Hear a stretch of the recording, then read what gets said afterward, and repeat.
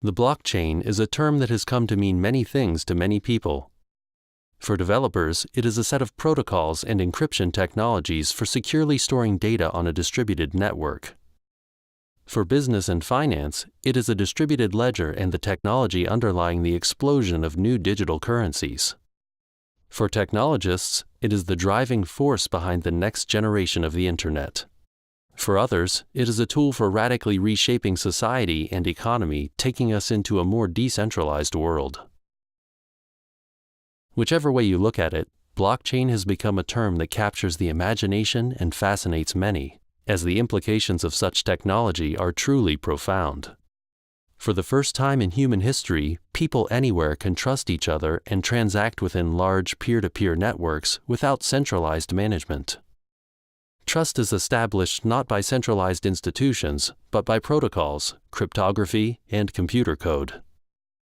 This greatly strengthens our capacity for collaboration and cooperation between organizations and individuals within peer networks, enabling us to potentially form global networks of collaboration without centralized formal institutions. Unprecedented, but hugely relevant in an age of globalization and a new set of 21st century challenges that require mass collaboration. The blockchain is a complex technological, economic, and social phenomenon. It calls into question what might have seemed to be established parameters of the modern world like currency, economics, trust, value, and exchange.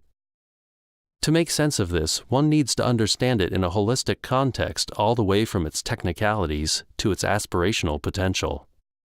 This course is designed to do exactly that, by giving a 360-degree overview to the different dimensions of the technology, its potential application within various industries, and its far-reaching implications for society and economy. In the first section of the course, we give an overview to the blockchain both on a technical and non-technical level. We also discuss the importance of the blockchain within the context of the emerging next-generation Internet. In the second section, we talk about the blockchain as a so-called trust machine, and how it enables transparency and collaboration. We will look at distributed ledger technology, talking about smart contracts, Ethereum, and decentralized applications. In the third section, we introduce you to the workings of token economies, illustrating how the blockchain and distributed ledgers can work to build vibrant ecosystems through the use of tokens to incentivize behavior. In the last section of the course, we will be looking at specific applications of the blockchain to economy, society, technology, and environment, looking at both existing practical applications and potential future applications. The blockchain is a so-called emerging technology that is currently experiencing very rapid evolution. Within the space of just 2 or 3 years, it has already gone through changes in its technical implementation and our understanding of what it is and can be. As such, our aim is to future-proof this course by not dwelling excessively on existing technical implementations, but presenting a more conceptual understanding of the blockchain within the broader process of change of the emerging next-generation Internet. The blockchain is much more than a technology. It is also a culture and community that is passionate about creating a more equitable world through decentralization. It is a movement to disrupt the disruptors, to redesign the Internet, and in so doing, shake up existing centralized incumbents. Throughout the course, we will introduce you to this culture and its aspirations. This course is non-technical in nature. It is an introductory course, and thus all terms will be explained. It should be accessible to anyone with a basic understanding of web technologies and economics.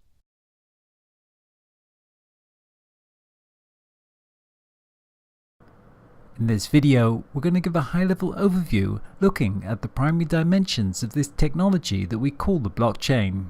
We'll first talk about the underlying technology, then the distributed ledgers that this technology supports, then the token economies that can be built on top of that ledger system. We'll only touch upon these topics here to get an overview before going into them in more detail in future videos. On its most basic level, the blockchain is a new class of information technology that combines cryptography with distributed computing. both of which have existed for a number of decades. It was the genius of Satoshi Nakamoto to combine them in new ways, to create a model where a network of computers collaborate towards maintaining a shared and secure database. As such, we can say the blockchain as a technology is simply a distributed, secure database. This database consists of a string of blocks, each one a record of data that has been encrypted and given a unique identifier called a hash. Mining computers on the network validate transactions, add them to the block they're building, and then broadcast the completed block to other nodes so that all have a copy of the database. Because there is no centralized component to verify the alterations to the database, the blockchain depends upon a distributed consensus algorithm. In order to make an entry onto the blockchain database, all the computers have to agree about its state, so that no one computer can make an alteration without the consensus of others. Once completed, a block goes into the blockchain as a permanent record. Each time a block gets completed, a new one is generated. There is a countless number of such blocks in the blockchain, all connected to each other, like links in a chain, in proper, linear, chronological order. The blockchain was designed so that transactions are immutable, meaning they cannot be deleted. Each block contains a hash value that is dependent upon the hash of the previous block, so they're all linked together, meaning if one is changed, then all the other blocks linked to it going forwards will be altered. This works to make the data entered tamper-proof. What we've described here is the workings of the first generation of blockchains, which function largely simply as databases.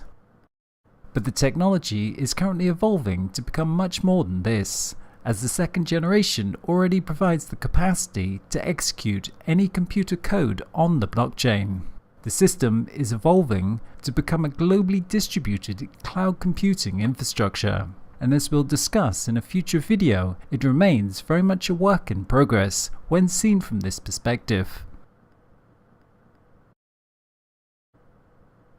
Blockchain technology works to create a permanent and secure database. This makes blockchains suitable for the storage of a record or transaction that involves value or in some way needs to be a secure and trusted source of information. These secure, distributed records are called distributed ledgers. A distributed ledger is a consensus of replicated, shared, and synchronized digital data geographically dispersed across multiple sites, countries, or institutions without centralized administration or centralized data storage, being maintained instead by a distributed network of computers. Such ledgers can be used for any form of asset registry, such as inventory or monetary transactions. This might include the recording of hard assets such as physical property, cars, homes, etc., or intangible assets such as currencies, patents, votes, identity, healthcare data, or any other form of valuable information. This distributed ledger technology enables us to replace a multiplicity of private databases within each organization with one shared database that is trusted and accessible by all parties involved. In this respect, the blockchain enables trust between parties that may otherwise not trust each other. The results greatly strengthen our capacity for collaboration between organizations or between individuals peer-to-peer, without dependency on third-party centralized institutions. Likewise, they result in transparency and many other efficiencies. This is of major significance, as we currently have many centralized organizations that may be internally optimized, but the inter-organizational space in between them is really inefficient, with huge amounts of border friction, redundancy, arbitrage, and resources wasted on competition. By enabling trusted inter-organizational networks, These ledgers enable the formation of organization and collaboration where previously there was none, such as across whole supply chains, or for different healthcare providers to collaborate around the patient's needs, or for different transport providers to collaborate in delivering an integrated logistics network. Likewise, second-generation blockchains offer the possibility to automate the workings of these networks through what we call smart contracts. Smart contracts are computer code that is stored inside a blockchain, which encode contractual agreements. These smart contracts are self-executing contracts, with the terms of the agreement or operation directly written into lines of code, which are stored and executed on the blockchain. Like normal computer programs, these containers hold algorithms that take an input of data and, depending on the value of the input, trigger certain events. For example, this might be a financial contract that takes as the input the amount of money in a person's account. If it is above a certain level, then it increases the interest rate that they earn on their deposit. Such smart contracts can be used for automating many basic operations on the network, once again working to remove the need for intermediary third-party institutions, as smart contracts can be trusted, are tamper-proof and execute automatically. Much of the current discussion surrounding blockchain remains at the level of the technology and the possibilities of distributed ledgers, as a shared, trusted database enabling the collaboration between organizations, with the resulting disintermediation of centralized institutions and market exchanges. However, its implications go far beyond this, as the blockchain concept is more than just a database or ledger. It is a new organizing paradigm for the discovery, validation, and transfer of all discrete units of value and the development of distributed organizations via token market systems. A token is a quantified unit of value that is recorded on the blockchain. This value may be of any kind. It may be likes on social media, it might be a currency, it might be the integrity of an ecosystem, or it might be an electrical unit. Token networks consist of a network of independent nodes that act autonomously, but through incentive structures and the signaling system of the market, self-organized to create emergent coordination and thus a distributed management system. For example, we might create a clean air token, where anyone who provides a service that contributes to the maintenance and provision of clean air can earn tokens, for example by planting a tree, while those who pollute, by say operating a combustion engine, have to pay in air tokens. Thus, instead of having a centralized authority and a Clean Air Act, we have a token market that works to create signals that align people's incentives with maintaining and growing the underlying resource. Likewise, this same model could be applied to the management of technology infrastructure. As an example, we could think of traffic control. We currently have traffic control systems in cities whose operations are monitored by centralized control centers. But in a world of autonomous vehicles on the blockchain, cars could signal to each other, peer-to-peer, bidding tokens to see which gets priority. In such a way, the system has dynamically allocated resources and self-organized via distributed token networks. In short, blockchain is not just an information technology, but also an institutional technology, in that it enables us to design incentive structures in the form of token economies, and in such a way convert centralized organizations into distributed markets via token economics. This is where things start to get quite complex, as we move into the realm of designing economies and incentive systems for coordinating human activity in a decentralized fashion, something that could potentially enable the coordination of human activity at a much larger scale than has been possible before. The great design innovation of the blockchain is really its capacity to coordinate a network of autonomous nodes towards maintaining a shared infrastructure, and this is done not just through innovations in information technology, but also through the design of incentive systems, which has traditionally been the domain of economics. Through adding a layer of trust and value exchange to the internet, the blockchain merges our newly developed information networks with the institutional structures that sit on top of them. In so doing, it greatly strengthens the capacity of those networks as a new mode for organizing society and economy. By merging economics and technology, it enables us to redesign institutional structures and ultimately reconceptualize how we organize virtually every aspect of society, economy, and even technology infrastructure, based on networks of autonomous nodes that are incentivized to collaborate. Of course, it does not do this alone. Such claims can only be realized in combination with other technologies and broader processes of change. As such, the blockchain has to be understood in the context of a broader set of technological transformations taking place with the current evolution of the internet. Most notably, much of what the blockchain promises will only be possible given parallel developments in the Internet of Things, datafication and advanced analytics, all of which are combining to form the next generation of internet, of which the blockchain will be a critical infrastructure. In this video, we're going to talk about the basics of the blockchain as a technology. On its most basic level, the blockchain can be understood as a new kind of database, at least this was its original design. What's different about this database is that it's distributed.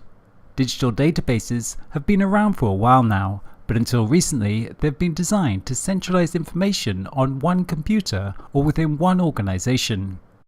The blockchain, though, uses a distributed network of computers to maintain a shared database. The blockchain is then a set of protocols and encryption methods that enable a network of computers to work together in securely recording data within a shared open database. This database consists of a series of encrypted blocks that contain the data. The blockchain is a continuously growing list of these blocks of data, which are linked and secured using cryptography. This makes it a trusted database, with this trust being maintained by open, secure computer code and encryption instead of any single institution.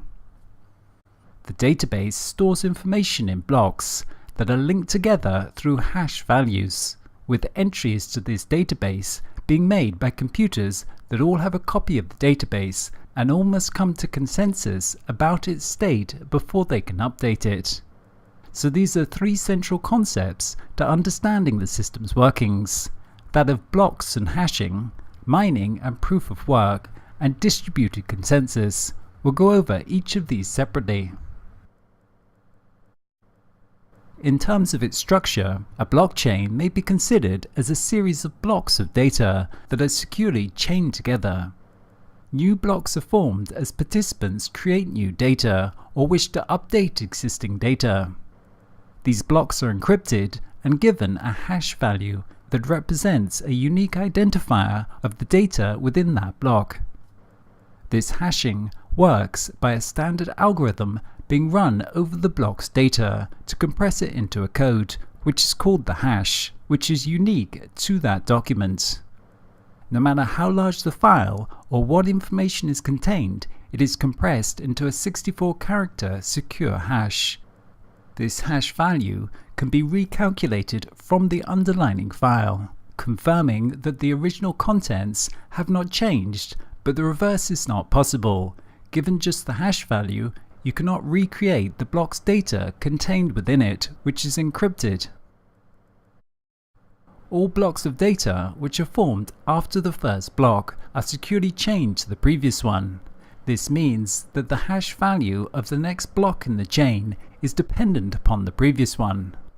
Thus, once recorded, the data in any given block cannot be altered afterwards without the alteration of all subsequent blocks. As well as this hash pointer linking to the previous block, each block typically contains as well a timestamp so that we know what happened and when it happened. This hashing and linking of blocks makes them inherently resistant to the modification of their data, making them immutable records. You can only write data to the database, and once it's there, it's very hard to change, almost impossible. Thus, data stored on the blockchain is generally considered incorruptible. Blockchain security methods include the use of what we call public key cryptography. A public key, which is a long, random-looking string of numbers, is an address on the blockchain. Value tokens sent across the network are recorded as belonging to that address. A private key is like a password that gives its owner access to their digital assets or the means to otherwise interact with the corresponding data. A public key is associated with the private key so that anyone can make an encrypted transaction to the public key address, but that encrypted message can only be deciphered with the private key that corresponds to that public key. In such a way, effective security only requires keeping the private key private. The public key can be openly distributed without compromising security. For example, on the Bitcoin blockchain, to receive funds from another person, you use a piece of software called a wallet, which creates a public key that you give to someone else for them to send bitcoins to that address. With your corresponding private key, you can then access that address with those bitcoins on it. The blockchain is a distributed system. This means there is no centralized organization to maintain and verify the entries on the database. This database is instead maintained by a large number of computers that are incentivized to provide computing resources by earning some form of tokens in exchange. But these computer nodes in the network themselves cannot be trusted individually. Thus, it is required that the system provide a mechanism for creating consensus between scattered or distributed parties that do not need to trust each other, but just need to trust the mechanism by which their consensus has been arrived at. Any computer that is connected to the blockchain network and using a client can perform the task of validating and relaying transactions. Each of these so-called miner computers gets a copy of the blockchain, which gets downloaded automatically upon joining the network. When new entries into the database are made, these changes are automatically broadcast across the network. Mining nodes validate transactions, add them to the block they're building, and then broadcast the state of the complete block to other nodes on the network. In order to randomize the processing of blocks across the nodes, and to avoid certain service abuses, blockchains use various time-stamping schemas, such as proof of work. Proof of work describes a system that requires a certain amount of resources or effort to complete an activity. Typically, this resource is computing time. As in the case of the Bitcoin blockchain, this is realized on some form of challenge, such that no one actor on the network is able to solve this challenge consistently more than everyone else on the network. Miners compete to add the next block in the chain by racing to solve a very difficult cryptographic puzzle. The first to solve the puzzle wins the lottery. As a reward for his or her efforts, the miner receives a small amount of newly minted bitcoins and a small transaction fee. A consensus algorithm, like Bitcoin's proof of work, functions to ensure that the next block in the blockchain is the one and only version of the truth, and it keeps powerful adversaries from derailing the system. Blockchains are trying to create a secure, trusted, shared database, and they do this through encryption and hashing, proof of work, and network consensus. The hashing and linking of blocks makes it difficult to go back and change a previous block once it's entered, but this alone would not be suffice to ensure that the data is truly tamper-proof.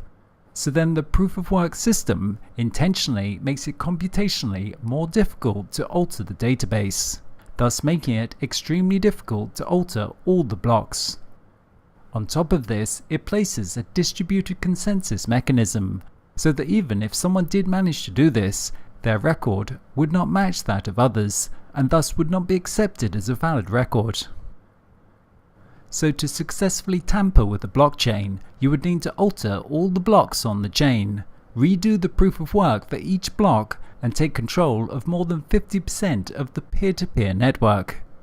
Only then would your altered block become accepted by everyone else. On a blockchain of almost any size, this would be almost impossible to do. Indeed, the Bitcoin blockchain is very good proof of this, given that it now secures hundreds of billions of dollars using this method, without the network having yet been compromised. At the end of the day, what this technology enables is a database that is secure with automatic trust that is enabled by open source code and encryption. The data is tamper-proof. Once information is put into the database, it cannot be altered afterwards. It is a shared database, as many people across the network have a copy which is continuously being updated so that all have a single source of truth. Likewise, it is transparent, meaning that everyone can see all of the transactions and alterations made to the database if needed. Data quality and the resilience of the network is maintained by massive database replication across many different nodes on the network. No centralized official copy exists, and no user is trusted more than any other. Having started out life as simply a mechanism to enable Bitcoin, it has become increasingly recognized that this system is secure enough to work as a ledger for the recording and exchange of any value, what we now call a distributed ledger.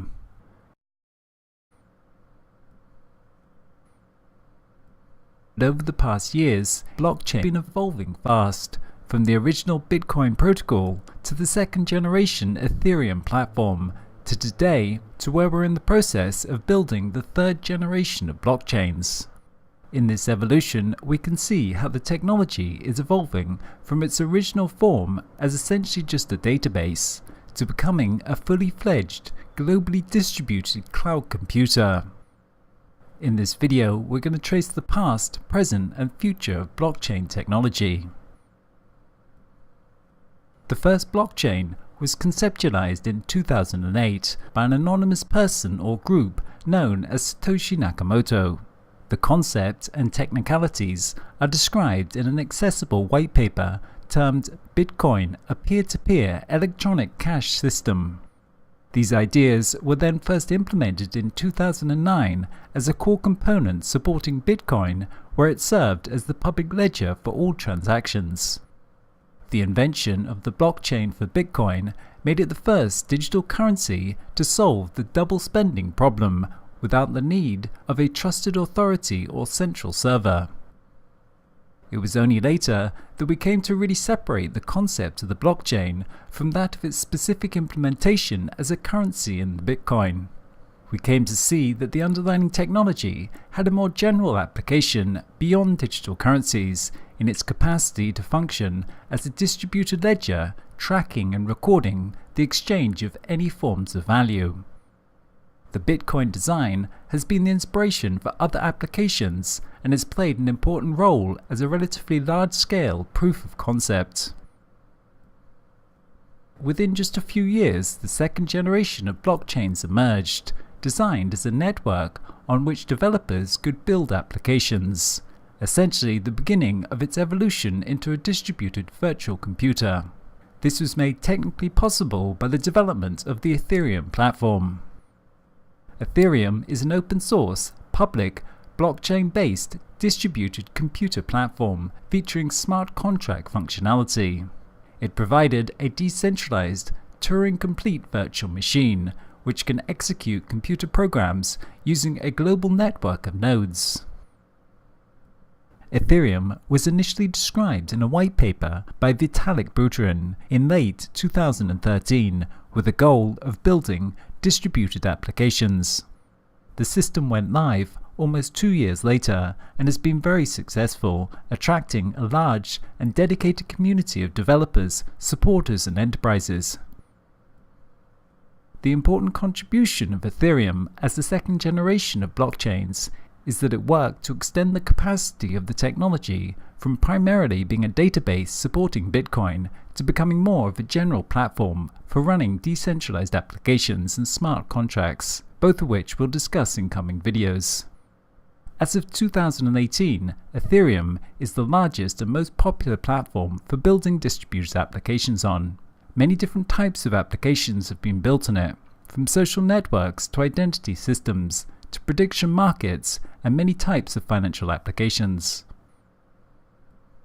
Ethereum has been a major step forward, and with its advent, it has become ever more apparent where we're heading with the technology, which is the development of a global distributed computer, a massive globally distributed cloud computing platform on which we can run any application at the scale and speed of today's major websites, with the assurance that it has the security, resilience, and trustworthiness of today's blockchains.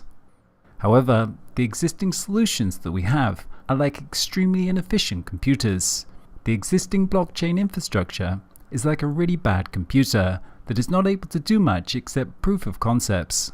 Getting to the next level remains still a huge challenge that involves some original and difficult computer science, game theory, and mathematical challenges. Scalability remains at the heart of the current stage in the journey that we're on, and this is what the third generation of blockchain technologies are trying to solve. The mining required to support the Bitcoin network currently consumes more energy than many small nations, being equal to that of Denmark and costing over $1.5 billion a year in electricity. A lot of this is being fueled by cheap but dirty coal energy in China, where almost 60% of the mining is currently being done. This high energy consumption is simply not scalable to mass adoption. Ethereum and Bitcoin use a combination of technical tricks and incentives to ensure that they accurately record who owns what without a centralized authority. The problem is, it's difficult to preserve this balance whilst also growing the number of users. Currently, blockchain requires global consensus on the order and outcome of all transfers. In Ethereum, all smart contracts are stored publicly on every node of the blockchain, which has its trade-offs. The downside is that performance issues arise in that every node is calculating all the smart contracts in real time, which results in low speeds. This is clearly a cumbersome task, especially since the total number of transactions is increasing approximately every 10 to 12 seconds with each new block added. The volume of transactions is likewise an existing constraint. With cryptocurrency, speed is measured by TPS, transaction per second. The Bitcoin network theoretical maximum capacity is up to 7 transactions per second, while the Ethereum blockchain, as of 2018, can handle about 15 transactions per second. By comparison, a credit card network is capable of handling more than 20,000 transactions per second. Equally, Facebook may have about 900,000 users on the site in any given minute, meaning that it's handling about 170,000 requests per second. Another issue is that of cost. The fact that it costs some small amount to run the network, so as to pay the miners for maintaining the ledger. What we have is okay for a limited number of large transactions, such as sending money, but making a small transaction, like purchasing a coffee, could not be done by most blockchains. They simply can't, in their existing form, deal with a very large amount of microtransactions, such as would be required to enable high-volume machine-to-machine exchanges.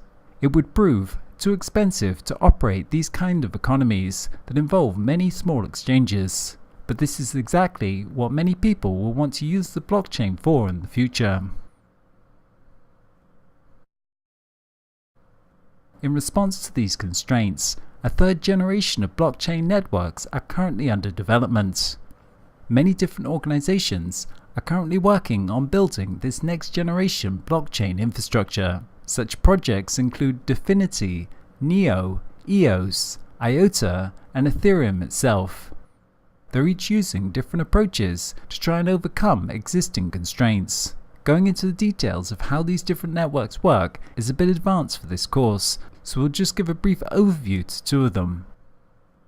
The Lightning Network is one such project that seeks to extend the capacities of existing blockchains. The main idea is that small and non-significant transactions do not have to be stored on the main blockchain. This is called an off-chain approach because small transactions happen off of the main blockchain. It works by creating small communities wherein transactions can take place without each of those transactions being registered on the main blockchain. A payment channel is opened between a group of people with the funds being frozen on the main blockchain. Those members can then transact between each other using their private key to validate the transactions.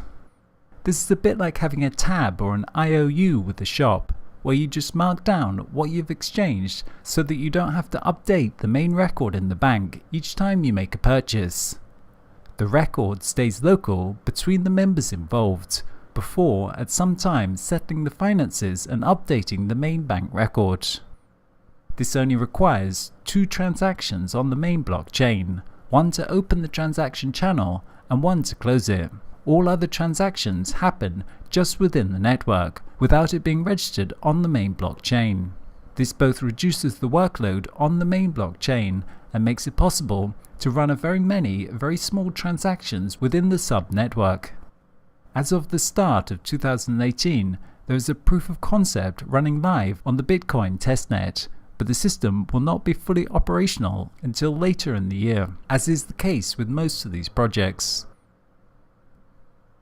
IOTA is another example, whereas existing blockchains are sequential chains where blocks are added in a regular, linear, chronological order. The data structure of the IOTA system is able to achieve high transactional throughput by having parallel operations. The data structure is more like a network rather than a linear chain, wherein processing and validation can take place alongside each other. The other big difference is that there are no specialized miners in this network. Every node that uses the network functions as a miner. In the IOTA network, every node making a transaction also actively participates in forming the consensus. That is to say, everyone does the mining. This means that there is no centralization of mining within the network, which is what creates bottlenecks and demands lots of energy. Likewise, with this network, there are no transaction fees for validation, and with IOTA, because it is more user-generated, the more people that use the network, the faster it becomes, which is the opposite of existing systems, and obviously makes it very scalable. There are lots of other possible approaches to overcoming existing constraints, but suffice to say, the blockchain should be understood as an emerging technology, whose existing implementation is like a large-scale proof of concept, running on a very inefficient system, but through lots of experimentation and iteration will hopefully in the coming years evolve into this global distributed computer. As Melanie Swan writes in her book, first there was the mainframe PC, personal computer paradigms, and then the internet revolutionized everything. Mobile and social networking were the most recent paradigm. The current emerging paradigm for this decade could be the connected world of computing relying on blockchain cryptography. To understand this better, in the next section, we're going to talk about the blockchain in the context of the broader technological changes that are currently underway as we build the next generation of the internet, what we call the decentralized web or Web 3.0. How we understand the blockchain and where we are with it today is extremely transitory. In this respect, what we're talking about in this course when we talk about the blockchain is really this emerging IT infrastructure of a distributed global cloud computer. The next generation of blockchains will take us a step further on that journey. What we call the blockchain today is really just a very limited and often very inefficient version of this. We still have many very difficult problems to solve before we'll get there. Possibly that end state will look something like the blockchain of today, but possibly it will look very different.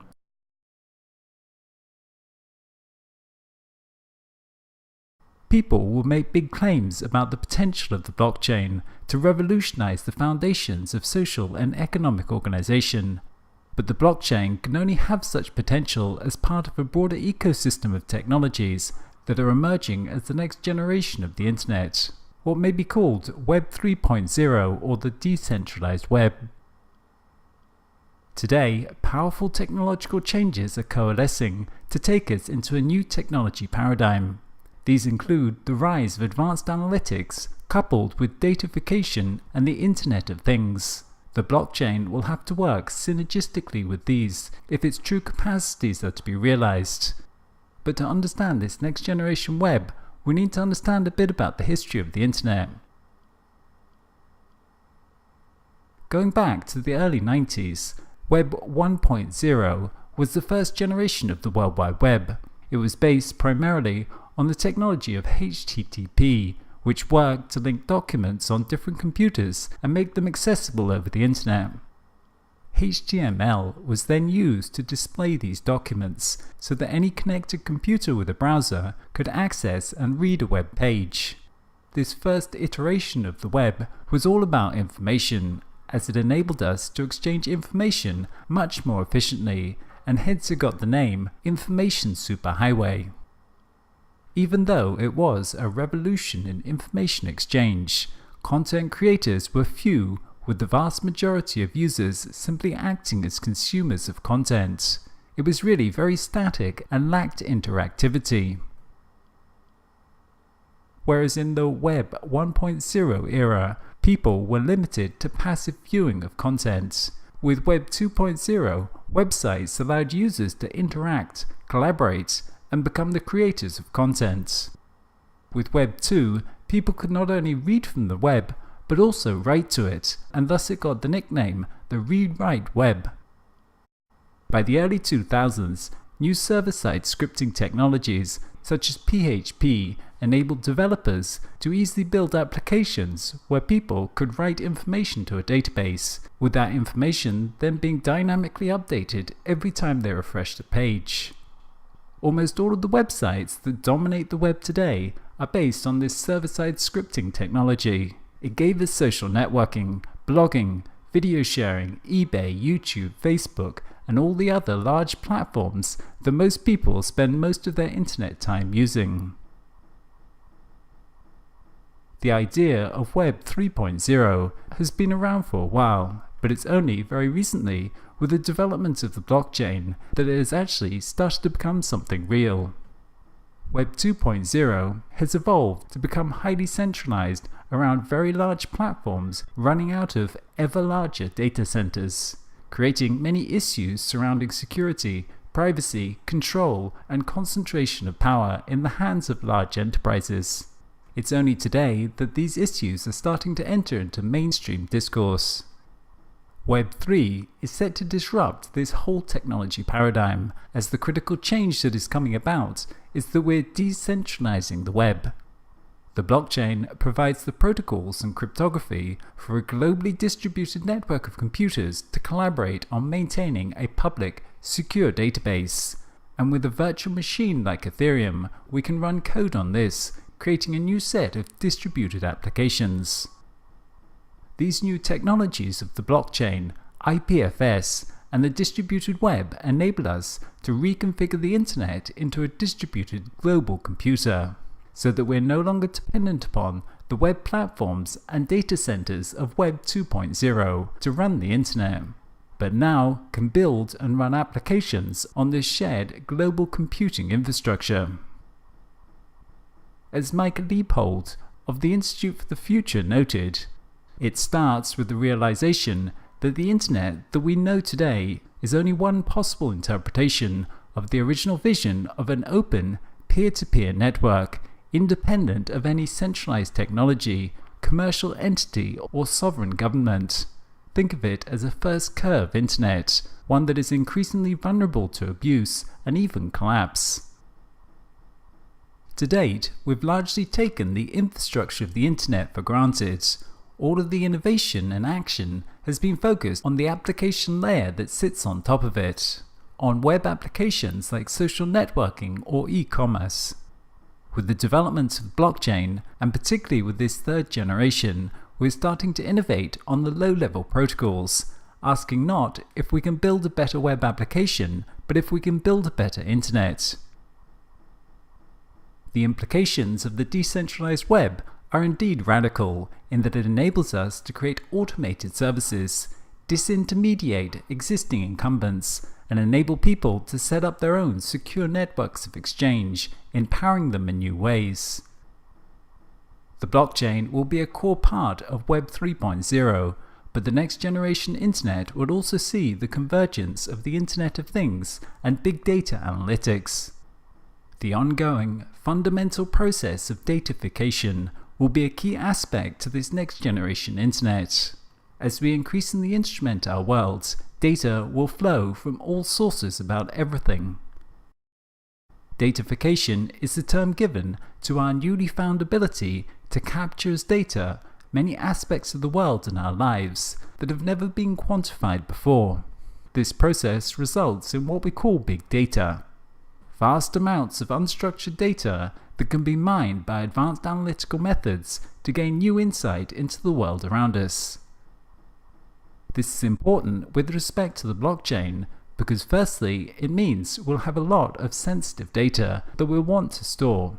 Secondly, we will be quantifying, accounting for and exchanging all sorts of value that we did not or could not in the past.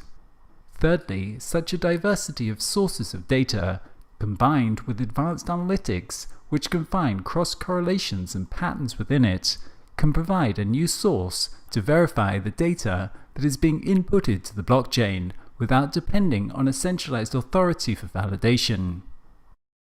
The next generation internet will be much smarter. Whereas Web 1 was dumb and Web 2 was dynamic, Web 3 will incorporate various aspects of machine learning and cognitive computing as a service as it becomes infused into almost all applications, making the web truly adaptive, responsive and personalized.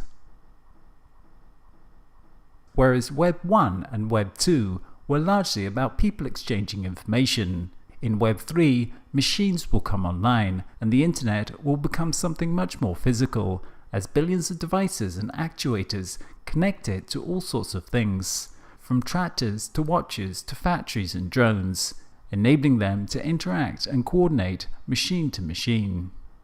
The value of the Internet of Things, IoT, will not be in making one device or system smart, it will be in enabling seamless processes across systems. This will require open networks that can communicate and coordinate components on demand across domains, organizations and systems.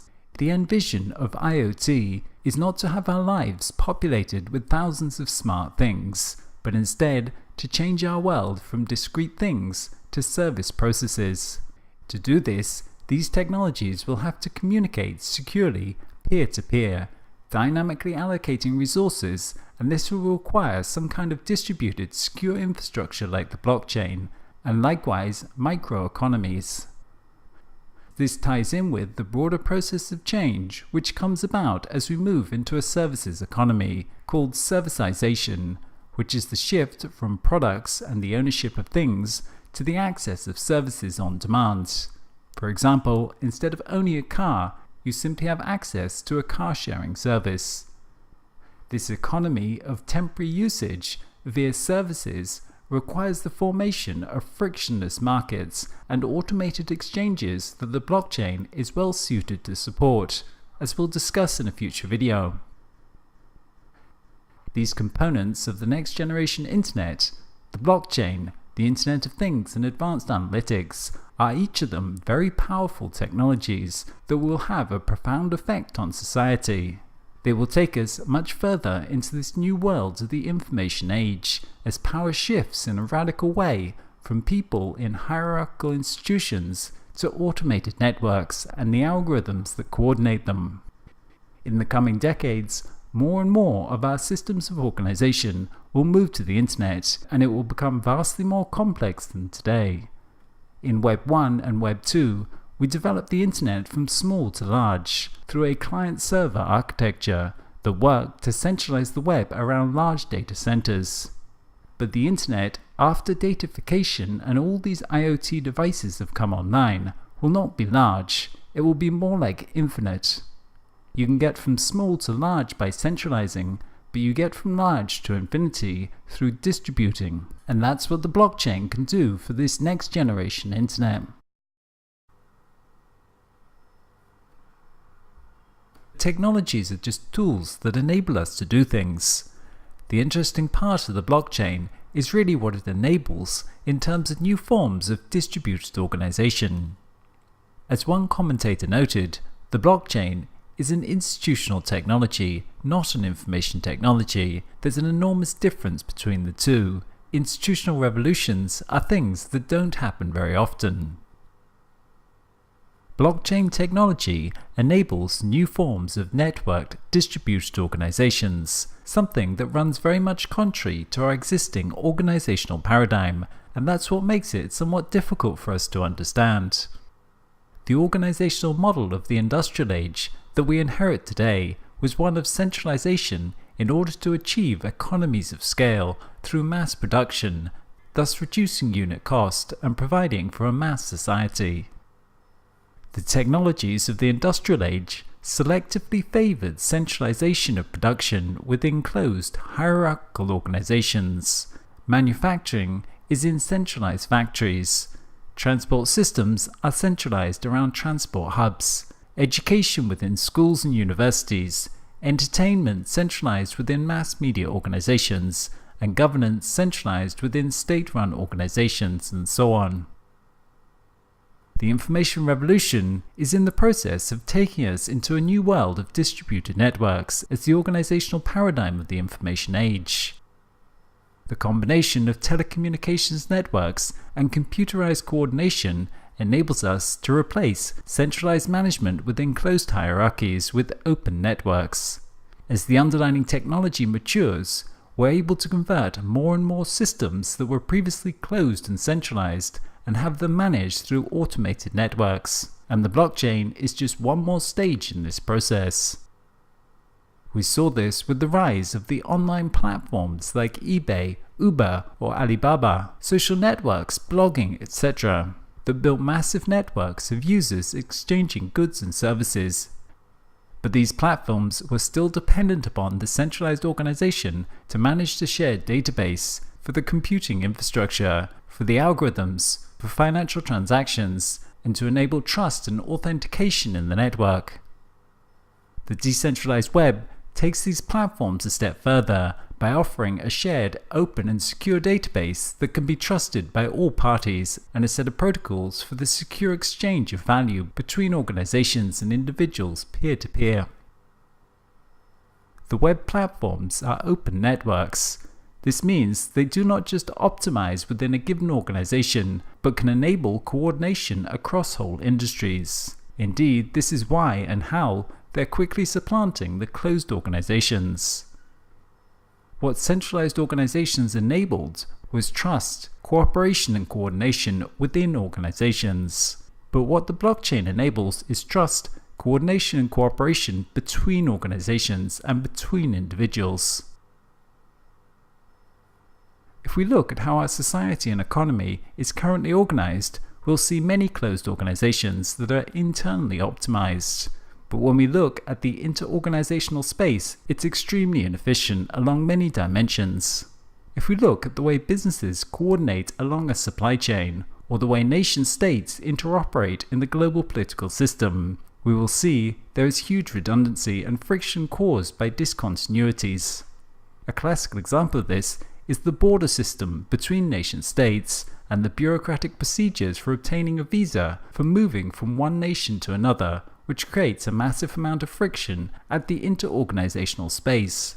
And it's because those organizations don't have an effective interorganizational infrastructure for collaboration and coordination. This greatly reduces the overall effectiveness of these systems and the delivered outcome for the end user. When we look internal to these organizations, they look like efficient, well-oiled machines. But when we look between them, the whole space is very inefficient. The whole space is very ineffective at delivering overall outcomes. And this is part of the significance of the blockchain, because it provides a shared, trusted database between organizations. It has the potential to switch the dynamics within economy and society from competition between closed centralized organizations to collaboration between organizations, and greatly strengthen working capacities across organizational boundaries. The results of this would be much more efficient overall societal and economic outcomes. Indeed, we can note that achieving coordination across organizations could result in quantum leaps in delivering outcomes and our capacity to tackle major global challenges of today, such as environmental degradation, where weak existing inter-organizational institutional infrastructure has gained little traction. In this respect, the blockchain has the potential to give us not just incremental improvements, but an order of magnitude greater capacities within society through collaboration within whole ecosystems. It is precisely this coordination across organizations, industries, nations and people that is required to provide the resources needed to tackle some of today's most complex challenges. And it's precisely this that is significantly absent within existing institutional structures. Because of the centralizing forces prevalent within the industrial age, we live in societies that are operated by many different closed organizations, many different companies all producing cars and competing for market share, many different governments that all focus on the interests of their citizens over those of others, many different healthcare providers, transport providers, etc. The result of this is, though, a huge amount of inefficiency and redundancy when taken as a whole, many different companies all recreating the wheel within their own organizations and expending huge amounts of time and energy on trying to get ahead of their peers. We assume that this is the normal state of operations, that it's just human nature in some way. But in fact, it's really just a function of the institutional structures we have built over the past centuries. As game theory will tell us, people respond to the incentives and the socio-economic forces acting on them. In the absence of cooperative structures, competition is often the optimal strategy for individuals and organizations. But once there is the institutional structures to enable trust and coordination between members, cooperation can become a much more viable strategy for the agents involved. Because the blockchain enables this shared and trusted database that doesn't belong to any single organization, it makes it greatly more possible and viable for organizations to collaborate on a single solution or single source and achieve much better results for each organization and the economy as a whole. As an example of this cooperation across different closed organizations, we could think about the design and construction of a building. There may be many different companies involved in this process, all creating their own designs and diagrams for the building, with each having to continuously contact each other to access, exchange and cross-reference all this information. Given a single shared database, they could, though, all collaborate on a single design of the building, making for a greatly more efficient overall process, while at the same time each organization would benefit, and thus the overall results are more efficient. Likewise, the same is true for identity. We currently have many different copies of our identity spread across many different organizations, governments, social networks, employees, etc. But each of these only has a partial understanding of us. Currently, we're recreating the wheel for each organization, while data and reputation does not move well between them. Instead, a single identity could be created on the blockchain that belongs to the individual, with each organization then contributing to this data as they work together to create a more complete record of identity and reputation. In so doing, we've moved from all those frictions between these closed organizations to collaboration and synergies between them, creating something that is greater than any of the parts they had before.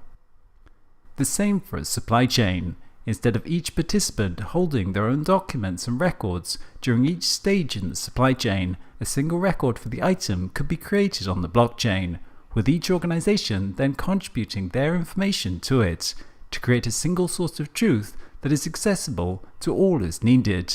while at the same time being more secure than having separate records in each centralized database. The end result of this new institutional technology is a much greater capacity for inter-organizational collaboration and powerful ecosystems that are greater than the sum of their parts. Given that all our current systems of organization that are centralized could be decentralized in this fashion using blockchain technology, we can see how it really could enable a reorganization of society and economy.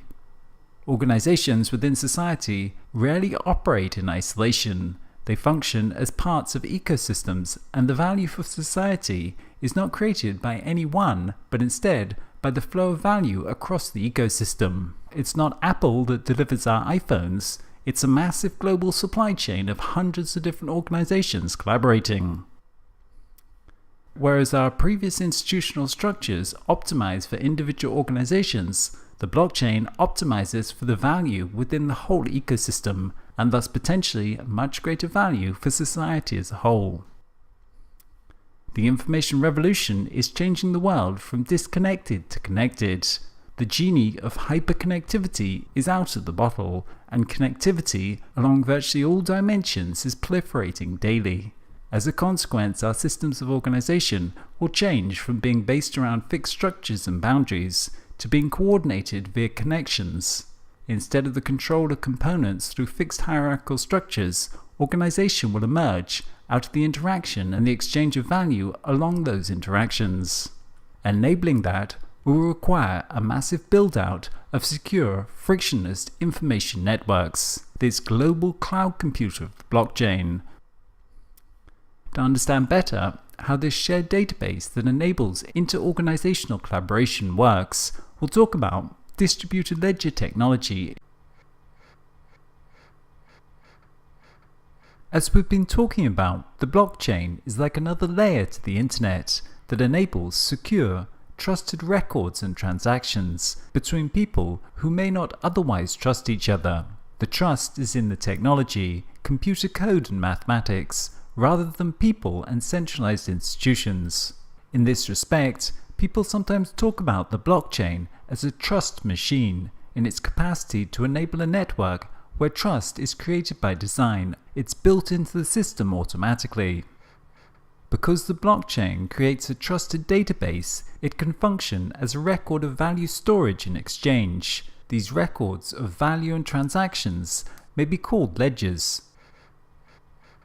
Since ancient times, ledgers have formed the backbone to our economies, to record contracts and payments for the buying and selling of goods or the exchange of assets like property. These ledgers started out as records in stone, clay tablets and papyrus, and later paper as they evolved into the ledger books supporting modern accounting. These ledgers enabled the formation of currencies, trade, lending, and the evolution of banking. Over the last couple of decades, though, these records have moved into the digital realm, as whole rooms of people working to maintain accounts have been replaced by digital computers, which have made possible the complex global economic system we live in. Today, this record-keeping system is once again being revolutionized, as these ledgers are shifting to a global network of computers, which is cryptographically secured, fast and decentralized, what we call distributed ledger or distributed ledger technology, DLT for short. A distributed ledger can be described as a ledger of any transactions or records supported by a decentralized network from across different locations and people, eliminating the need of a centralized authority. All the information on the ledger is securely and accurately stored using cryptography and can be accessed using keys and cryptographic signatures. Any changes or additions made to the ledger are reflected and copied to all participants in a matter of seconds or minutes. The participants at each node of the network can access the recordings shared across the network and can own an identical copy of it. At the same time, these networks make constantly available for examination a full audit trail of information history, which can be traced back to the moment when a piece of information was created and every participant in the network can get simultaneous access to a common view of the information. These ledgers can be used for the recording, tracking, monitoring, and transacting of all forms of assets. All asset registries, inventories, and exchanges, including every area of economics, finance, and currencies. Physical assets such as cars and houses, and intangible assets such as votes, ideas, health data, reputation, etc. In this case, the blockchain can serve as a public record repository for whole societies, including the registration of all documents, events, identity, and assets. In this system, all property could become smart property. This is the notion of encoding every asset to the blockchain with a unique identifier such that the asset can be tracked, controlled, and exchanged on the blockchain. For example, distributed ledgers could be used to replace or supplement all existing intellectual property management systems, as they can register the exact content of any digital asset, such as a file, image, health record, or code, to the ledger and give it a unique identifier in the form of the hash values that we discussed earlier. There are two main classes of distributed ledger: public ledgers and permission ledgers.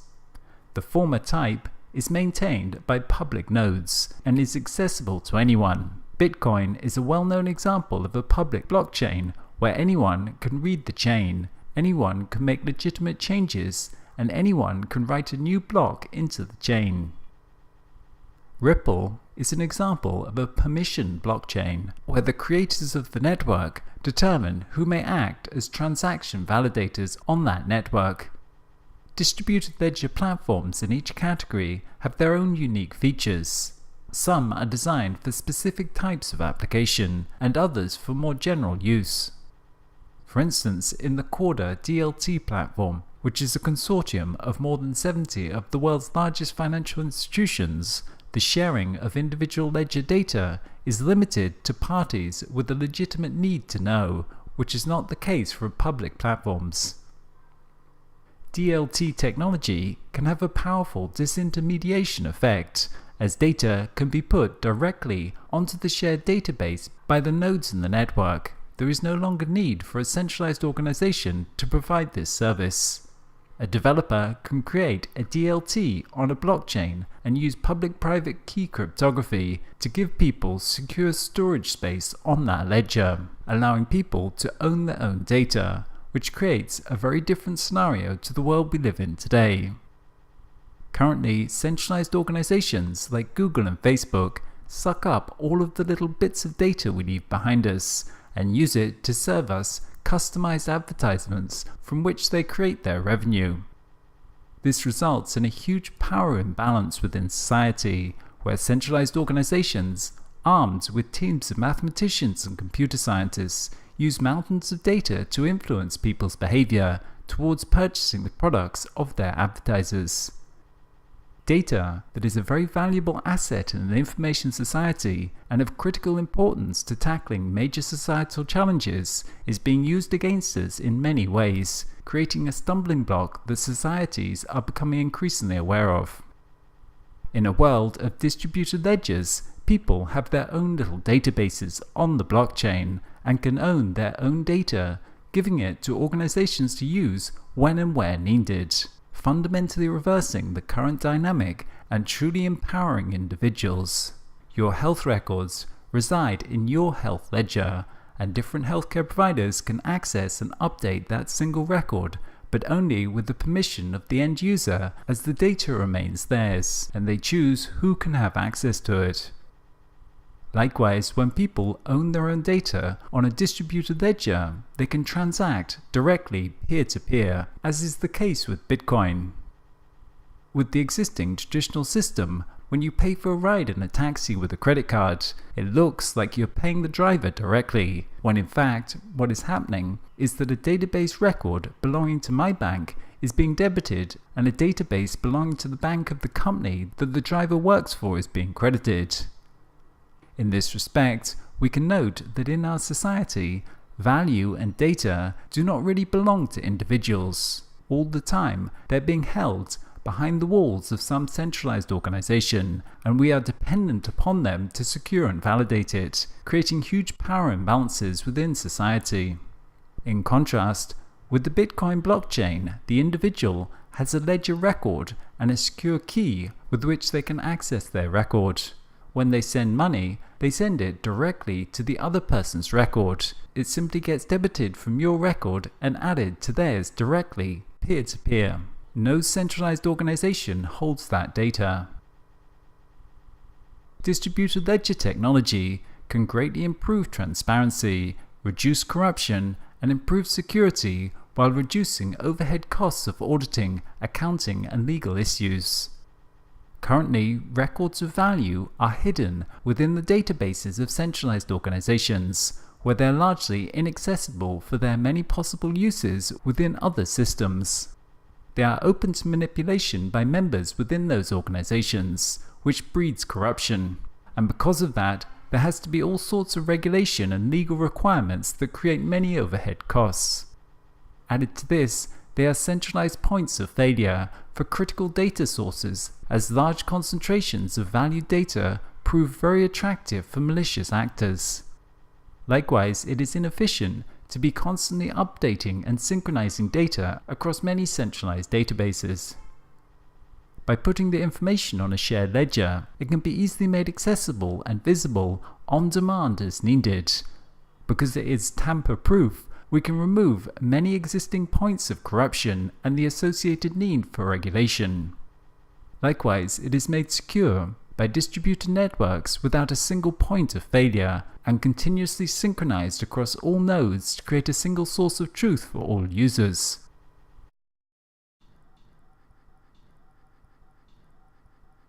One of the key technology innovations of second-generation blockchains has been the development of what are called smart contracts. Smart contracts are computer code that are stored inside of a blockchain, which encode contractual agreements. Smart contracts are self-executing, with the terms of the agreement or operation directly written into lines of code, stored and executed on the blockchain computer. A contract, in the traditional sense, is a binding agreement between two or more parties to do or not do something. Each party must trust the other parties to fulfill their side of the obligation. They are a written or spoken agreement that is intended to be enforced by law. A multiplicity of different contractual agreements form the institutional foundations to our modern society and economy, which have evolved since ancient times. If we think about something as seemingly simple as a cafe serving a cup of coffee, we will see that this process is really enabled by a massive amount of contractual agreements between different parties that enable them to cooperate in delivering that outcome. Contracts between employees and employer of the coffee shop, contracts that provide workers with health coverage, contracts that insure the coffee shop, contracts between suppliers along the supply chain, contracts between property owner and tenant, etc. Our economies are powered by a massively complex set of contractual agreements that are currently created and enforced by centralized organizations like insurance companies and banks, which themselves are supported by the ultimate centralized authority in the system, the nation-state's institutions.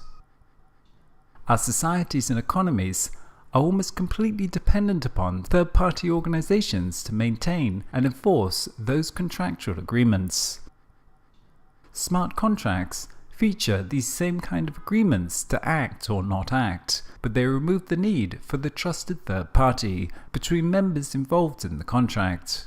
This is because a smart contract is both defined by the computer code and executed or enforced by the code itself, automatically without discretion.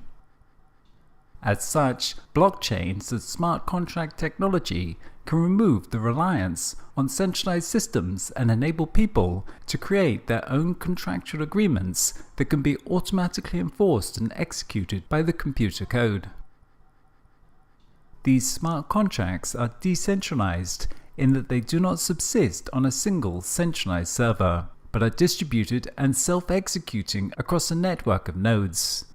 This means that untrusted parties can transact with each other in a much more fluid fashion without depending upon third parties to initiate and maintain the rules of the transaction. Likewise, smart contracts enable autonomy between members, meaning that after it is launched and running, a contract and its initiating agents need not be in further contact. One illustration of this concept is a vending machine.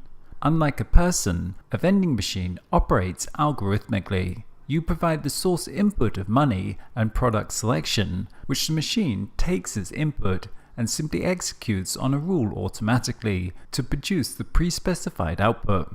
The same instruction set will be followed every time in every case. When you deposit money and make a selection, the item is released. There is no possibility of the machine not wanting to or not feeling like complying with the contract, or only partially complying, as long as it's functional. As another example, we can think about a situation where 4 people pool their money to make a joint investment that will return interest to them. A smart contract could be programmed on the blockchain to take any interest that is created, divide it into 4, and send each amount to the corresponding wallets of the different stakeholders. A smart contract is then really just an account on the blockchain that is controlled by code instead of by a user. Because it's on the blockchain, it is immutable. That means the code cannot be changed, and thus all participants in this investment can be assured that they will get their fair share automatically. The code dictates how the process will take place, and no individual has the power to change it. No individual, no organization, no government can censor, alter, or manipulate the contract. In this respect, it's often said that code is law, in the sense that the code will execute no matter what. Of course, computer code has been for a while now acting as the law. For example, as services have gone online, we're increasingly faced with web forms that strictly control what inputs are allowed. If you want to buy an item on iTunes USA, then you'll have to have a credit card with a US address. The system will also enforce this by not letting you complete the purchase with an incorrect address. As another example, a logistics company could use smart contracts to execute code that says, if I receive cash on delivery at this location, then trigger a supplier request to stock a new item, since the existing item was just delivered. A combination of smart contracts with blockchain encoded property gives us the idea of smart property. Smart property is simply property whose ownership is controlled via blockchain encoded contractual agreements. For example, a pre-established smart contract could automatically transfer the ownership of a vehicle title from the holding company to the individual owner when all the loan installments have been cleared. The key idea of smart property is controlling ownership and access to an asset by having it registered as a digital asset on the ledger and connecting that to a smart contract. In some cases, physical world, hard assets could quite literally be controlled via the blockchain. One example of such an IoT blockchain system is Slockit, a door lock that is connected to a smart contract on the blockchain, which controls when and who can open the lock. This enables anyone to rent, sell, or share their property without need of a middleman. With such innovations, parking spots can be subletted on demand. Airbnb accommodation could become fully automated. Or someone with 20 bikes in Bangladesh could rent them out. With smart contract locks, the bike could shut itself off if it is not being paid for, or if it's stolen, then there could be an automatic deposit system. Or likewise, if the person wanted, they could simply pay a certain price to purchase the bike at any time. Like all algorithms, smart contracts require input values and only act if certain predefined conditions are met. When a particular value is reached, the smart contract changes its state and executes the programmatically predefined algorithms, automatically triggering an event on the blockchain. Thus, the workings of the overall contract can only be as good as the inputted data. If false data is inputted to the system, then false results will be outputted. Blockchains cannot access data outside of their network, and thus require some form of trusted data feed as input to the system, what may be called an oracle. An oracle is a data feed provided by an external service and designed for use in smart contracts on the blockchain. Oracles provide external data and trigger smart contract executions when predefined conditions are met. Such conditions could be any data like weather temperature, the quantity of items in stock, the completion of a successful payment, changes in the prices on the stock market, etc. An oracle, in the context of blockchains and smart contracts, is then an agent that finds and verifies real-world occurrences and provides this information to a blockchain to be used by smart contracts. Oracles are third-party services which are not part of the blockchain consensus mechanism. Thus, whether it be a news feed, website, or a sensor, the source of information needs to be trustworthy. As an example, we could think of an online betting platform based on the blockchain that uses smart contracts to automatically execute payouts to people who have placed bets on sports matches. The smart contract system would then have to be connected to a trusted oracle to provide it with the score of the matches. As of present, this oracle would likely have to be associated with some trusted third-party centralized organization, like a sports channel or Bloomberg for stock prices. However, in the future, through datafication and IoT pervasive sensing, this might also be automated given the use of advanced analytics, using automated oracles that draw data from a myriad of sources and complex analytics to find cross-correlations that provide a statistical assurance that, for example, a given event occurred or did not occur. The advantages of smart contracts are numerous. Firstly, they are automatic, which could remove the time and costs associated with managing and enforcing them, making them more efficient as they can be cheaper and faster to run. Through this form of automation, a much greater amount of exchange could take place that otherwise would have never happened. In such a way, we can see how distributed ledgers and smart contracts are a key part in enabling a true services economy, where ownership is displaced by temporary usage through the on-demand provisioning of services. Secondly, they can reduce corruption, as code is both transparent in its workings and automatically executed. This leaves little room for individuals or organizations to alter it to their advantage. Thirdly, they can reduce dependency upon centralized organizations, as people may be able to set up their own contractual agreements peer-to-peer, thus limiting the arbitrary power of centralized organizations. Lastly, they can also deliver certainty, as smart contracts guarantee a very specific set of outcomes that are predetermined beforehand, enabling all parties to know exactly what will happen. But herein also lies some of their limitations. By automating the execution of a contract, they are dependent upon formal rules with well-specified inputs and leave little room for a multiplicity of eventualities where the rules may need to be slightly altered because of unforeseen circumstances.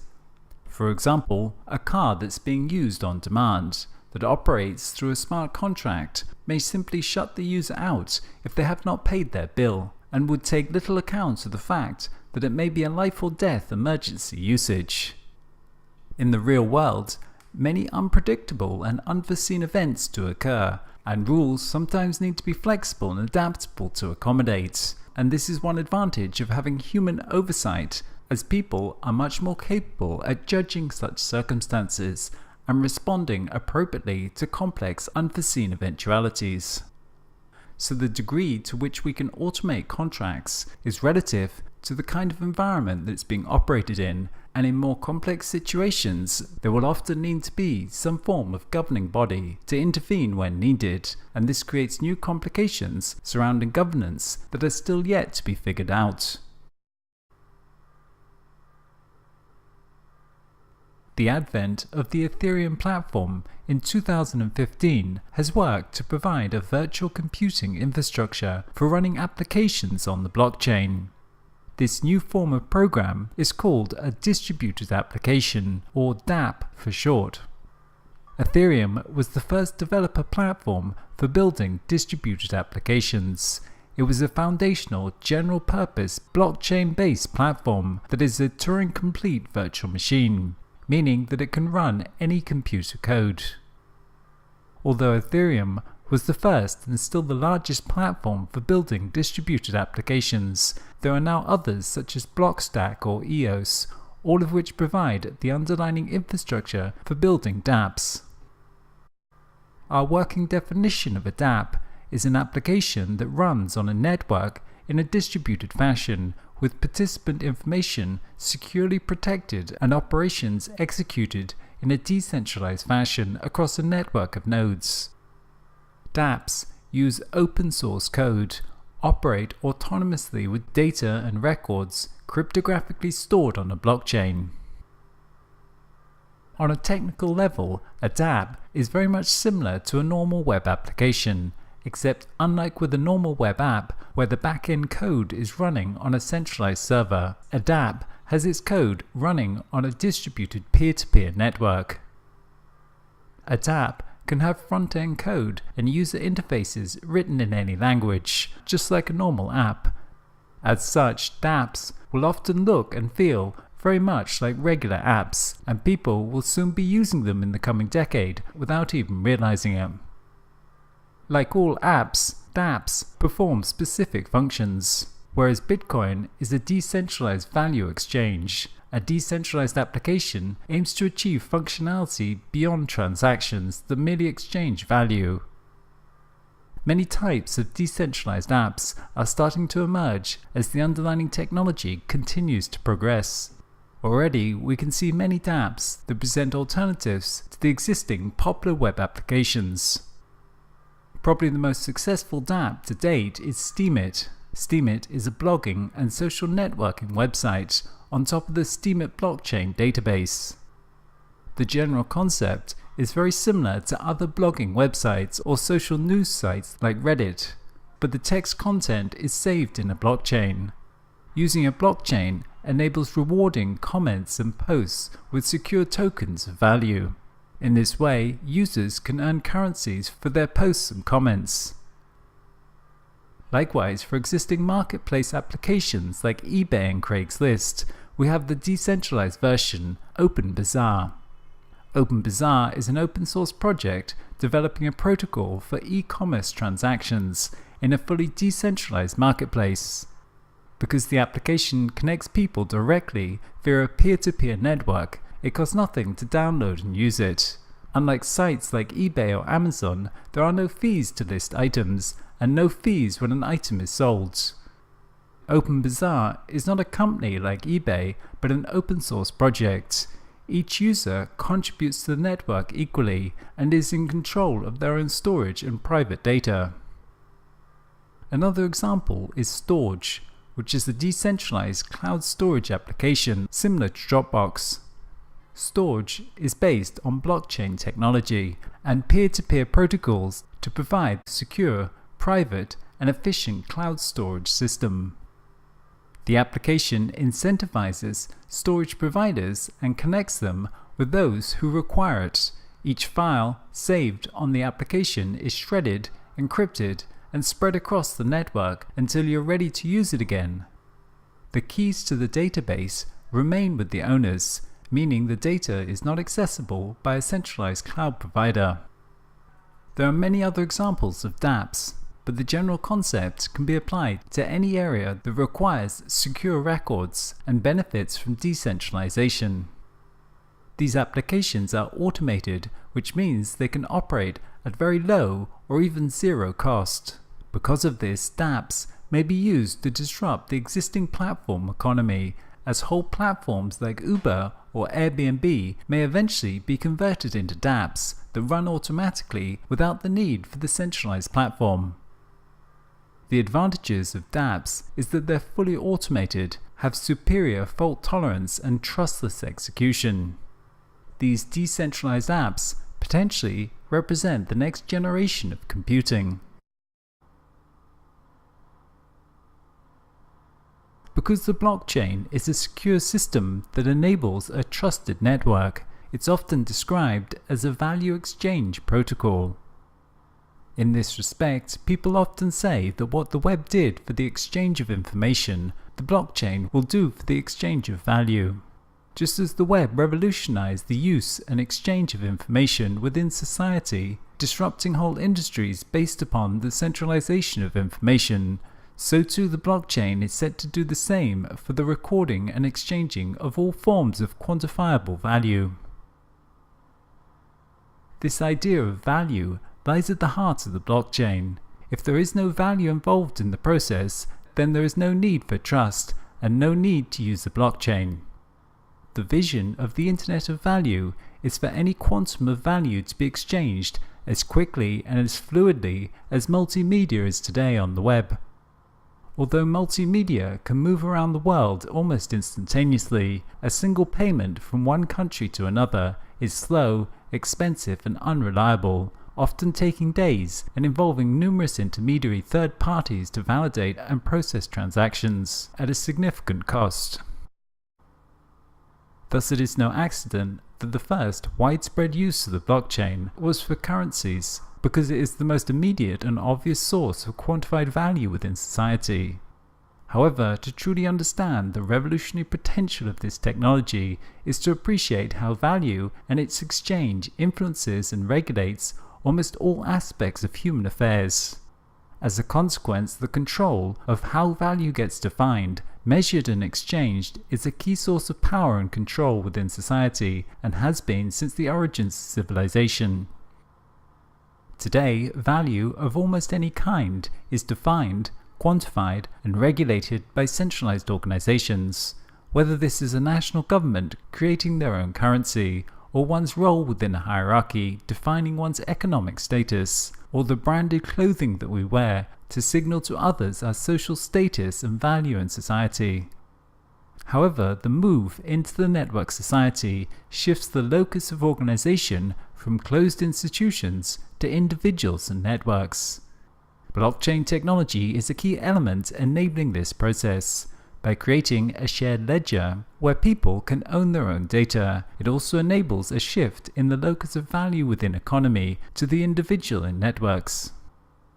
In a world of limited connectivity, limited transparency, and limited peer-to-peer trust, it was necessary to have third-party institutions to define, quantify, and authenticate sources of value within society and economy. But in a world of pervasive peer-to-peer connectivity, transparency, and trusted, low-cost, automated networks, value can be defined through a negotiation between peers within distributed networks. The rise of digital currencies are but one such example of this. The surprising thing for a lot of people is that most major currencies like the dollar, yen and euro aren't backed by anything. They're just pieces of metal, paper and entries in a bank account that get their value from everyone simply believing that they have value and accepting them as a medium of exchange. And that's all that's really necessary. Currencies and money work a little bit like languages. They are subject to network effects to give them value. The more people who agree to and understand a language, the more valuable that specific language has as a form of communications. Dollars, renminbi, euros and bitcoins have no intrinsic value. They're all social protocols, and they merely represent a way of supporting the value flows between individuals. In the past, because of low levels of trusted peer connectivity, we required centralized institutions like governments and banks to get these value exchange networks started, to support them, regulate them, and maintain them, and this gave those organizations a lot of power. This is a critical aspect that the internet and the blockchain are changing. The blockchain enables us to create trusted and automated peer networks of exchange, which greatly strengthens the capacities of people to negotiate and define value via direct peer-to-peer exchanges. People can now set up their own currencies with the value of the currency depending simply on what others are willing to pay for it via an automated peer-to-peer network exchange. But the Internet of Value is more than just currencies, because value is of course a much broader concept than just pure economic utility. In talking about the Internet of Value, it's important to recognize that on a societal level, we're moving into a post-industrial services economy. The traditional conception of what society values is being revisited as a new set of societal and environmental factors re-enter the equation. People are less and less content with the traditional concept of GDP as a sole metric for how well they're doing, and more demanding actual quality of life, which of course engenders a broader spectrum of values beyond economic utility. Over the past decades, we've increasingly begun the process of tracking and accounting for different forms of value, whether this is green bonds, social impact bonds, company loyalty schemes, carbon accounting, or a multiplicity of other forms. Put simply, the erosion and loss of social and environmental capital that occurred during the industrial age is generating a recognition and growing awareness to their value. Metrics for how well a society is doing increasingly take account of many more environmental and social parameters in combination with GDP.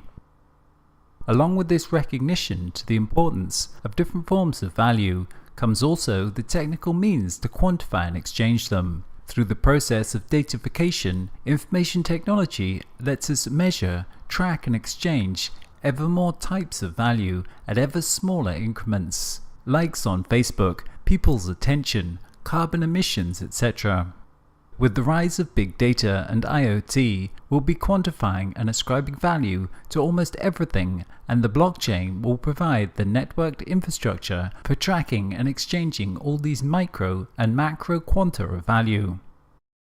This shift from the narrow form of economic value that dominated in the industrial age to a broader spectrum of values that emerges within a post-industrial society is enabled by the distributed ledger system that supports what we call token economies, wherein we can define a token as a measure of any form of value and then build an economy around that. Token economies and the Internet of Value build upon the current expansion of digital markets brought about by the rise of the platform economy. Over the past decades, with Web 2.0, we've begun the process of expanding markets to more and more spheres of life that were previously organized via centralized coordination. After only 10 years or so of this process, the biggest accommodation service in the world is no longer a centralized organization like the Hilton, it's now an online market. The same is true for the taxi industry, the same is true for commerce. With 10 million merchants and 440 million active users, the Alibaba network is now reported as the largest retailer in the world, after just 19 years of existence. Markets are complex. They typically require the aggregation of large amounts of information and peer-to-peer interactions. Without the technology, it is much more viable to achieve coordination via a centralized hierarchical model. But as we come to quantify and account for more and more areas of life, blockchain-based networks will expand the capacities of plug-and-play markets to all spheres of activity: social, economic, technological, and environmental. The Internet of Value will function as the infrastructure to the emergence of the services economy, which is currently taking place within post-industrial economies. The move into a services economy results in the conversion of industrial-age products into services, whereas the product-based economic paradigm was about the production and consumption of more products as measured by GDP. A services economy is about value delivered. A service is an exchange of value. You don't get the product, you just get its function and the value that it delivers. As such, all spheres of economy become redefined away from the static conception of units of products towards the more fluid exchange of value. You don't buy a lift to put in your office building, you get it as a service, paying only for the functional value it delivers. In some offices now, they don't even buy the carpets on the floor. The function of the carpet is delivered as a service, and they pay only for the value that's exchanged. The blockchain is a key infrastructure enabling this services economy, as it requires a very fluid, dynamic and automatic tracking and exchange of value. Smart property and smart contracts will form the technological infrastructure powering the services economy, as they operate within large peer networks, automatically allocating resources and processing the financial debits and credits of value exchanges behind the scenes. This huge shift in our economy lets us reconceptualize every industry to really question what is the actual value that it delivers, and then reconstruct it by building token markets around that value, where anyone can participate in the delivery of the service. With Web 2.0 and the platform economy, we extended the capacities of markets so that many more people could participate, as exemplified by Uber, enabling anyone to operate as a driver. However, these markets were centralized around the platform operators, and they were dependent on traditional currency systems and the financial system for processing transactions. In Web 3.0, blockchain applications will function as distributed, automatic, plug-and-play markets, where extremely small increments of value can be exchanged directly peer-to-peer with very high levels of fluidity. When this is coupled with IoT and data analytics, we'll be able to track the real value that things deliver, which will help us to make the much needed move from our product-based economies to an outcomes economy that better reflects the underlying value being created and exchanged.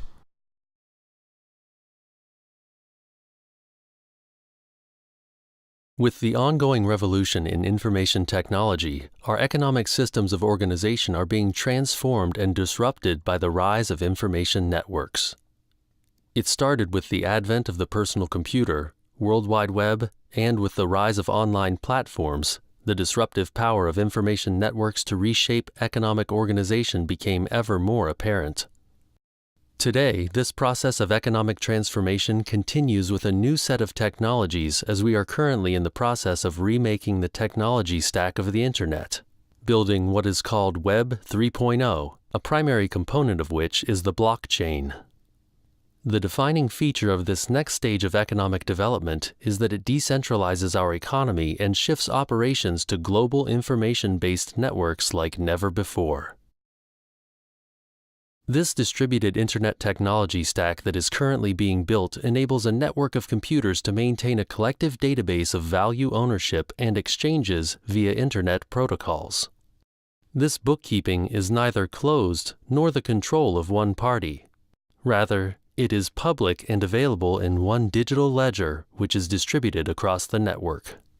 The most mature example of this is what we call the blockchain. In the blockchain, all transactions are logged, including information on the date, time, participants, and amount of every single transaction. On the basis of sophisticated mathematical principles, the transactions are verified by the so-called miners who run the computing infrastructure required to maintain the ledgers. The technology of Web 3.0 enables a new form of decentralized economy, as it removes the dependency on a centralized authority for managing the network, instead replacing it with a distributed consensus model managed by many. This shared, securely encrypted database enables trustless, peer-to-peer interactions via new Internet protocols. People can begin to set up their own networks for coordination and direct exchanges of value peer-to-peer, and it enables the rules of these transactions to be automated in new ways. At the heart of this system is the distributed ledger, which records the exchanges of value. These distributed ledgers can account for and validate the exchange of any form of value. It may be a currency, it may be property, it may be a kilowatt-hour of energy, the usage of a parking spot, the number of followers a person has on social media. These distributed ledgers provide the infrastructure for building token economies. A token is simply a quantified unit of value.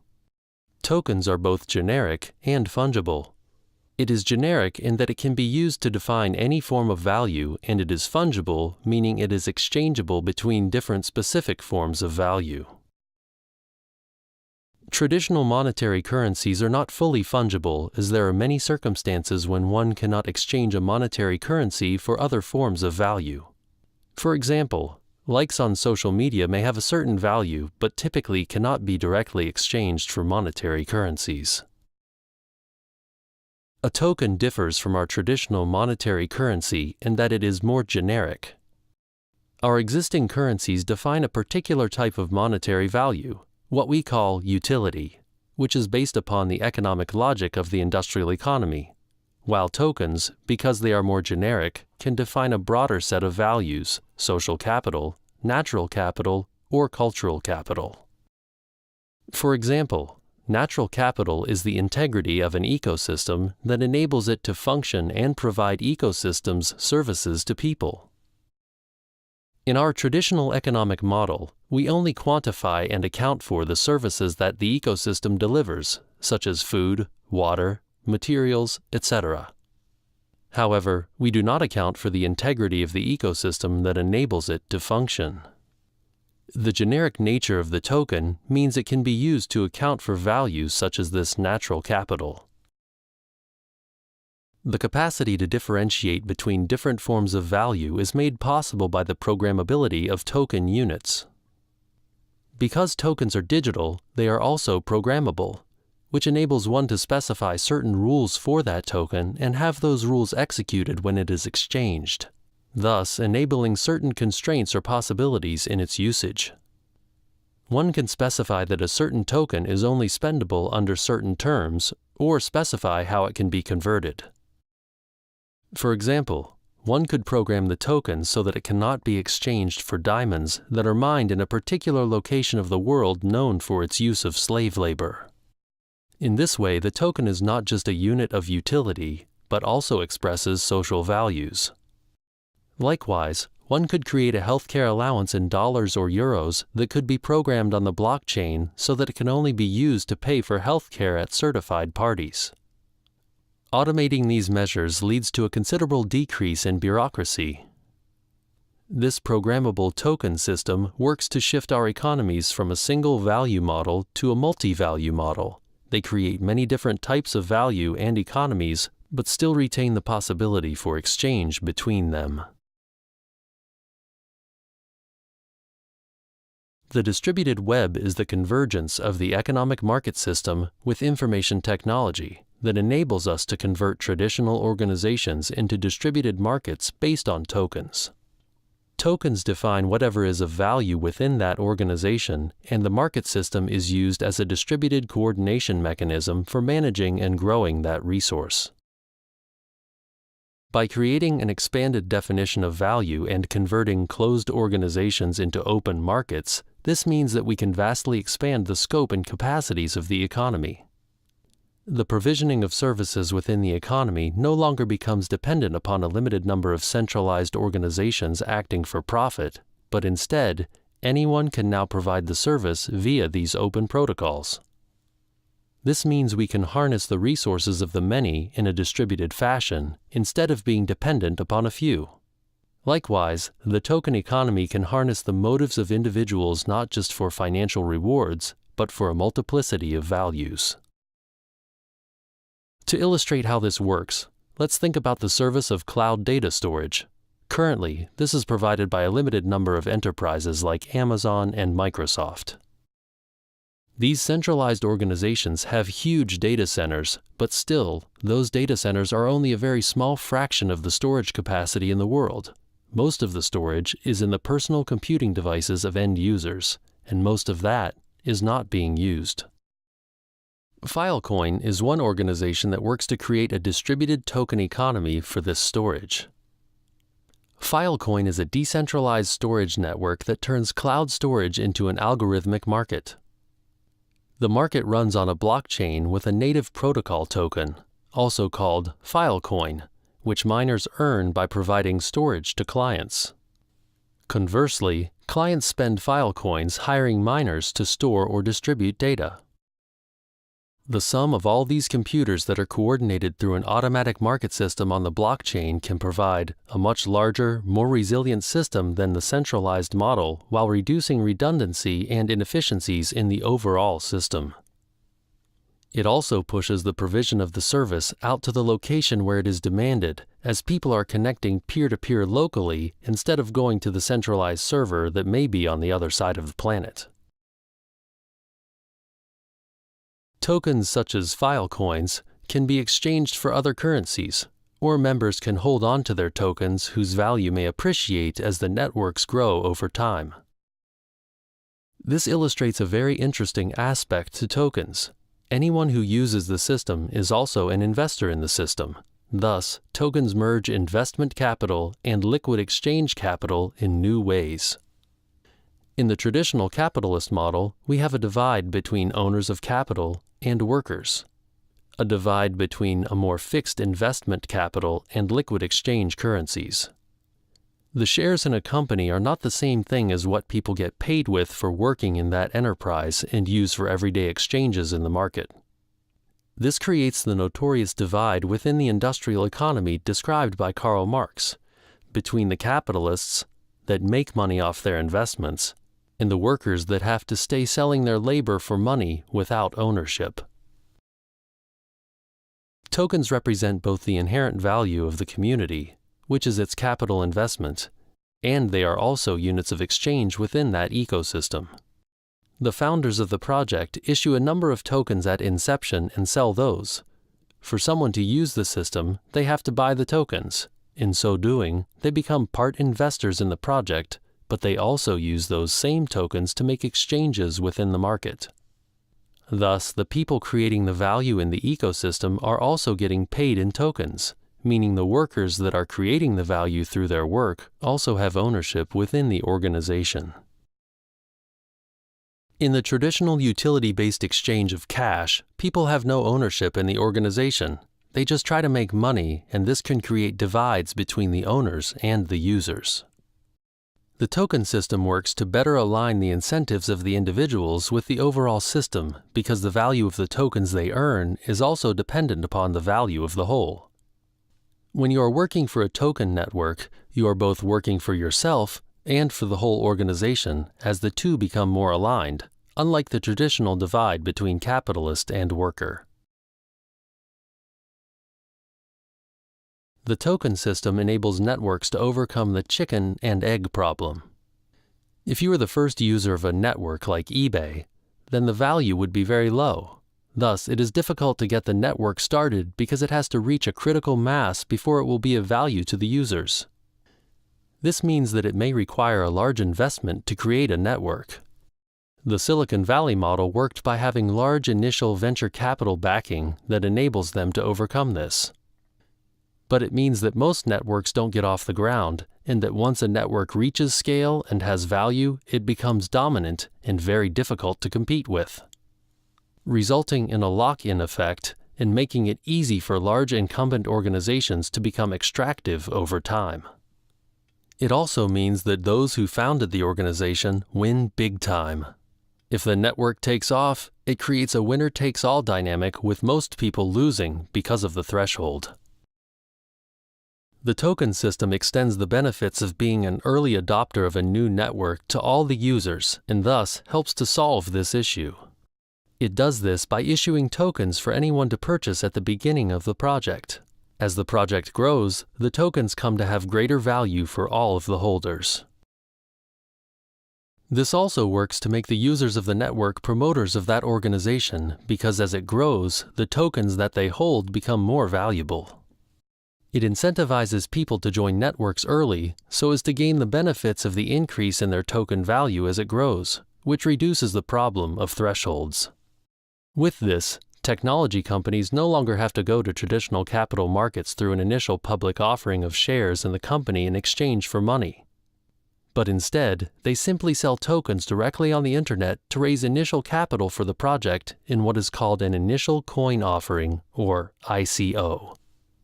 This means that founders can monetize their networks directly by simply holding their tokens and making the network useful. To date, we have had an internet patched onto the side of an economy operated through the many centralized organizations of the industrial age, creating a strong contradiction between the underlying technology and the institutional arrangements. The distributed web will work to transform this by merging information networks and economic organization as the flow of information and economic value becomes one. This will greatly reduce our dependency on centralized organizations expanding markets as systems of organization. The global market economy will become available to the many through small distributed peer-to-peer interactions running through web protocols as the decentralized internet takes us a step further into the networked economy.